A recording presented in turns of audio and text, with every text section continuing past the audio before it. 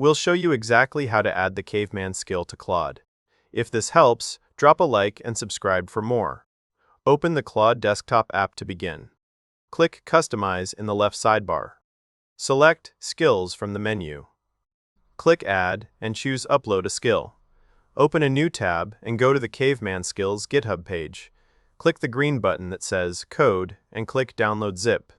Once the zip file is downloaded, extract it to a folder.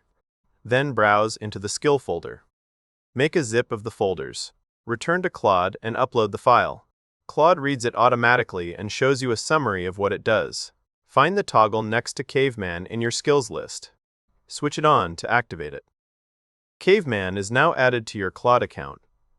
Type /Caveman in any chat, or just say "Talk like a caveman" to turn it on.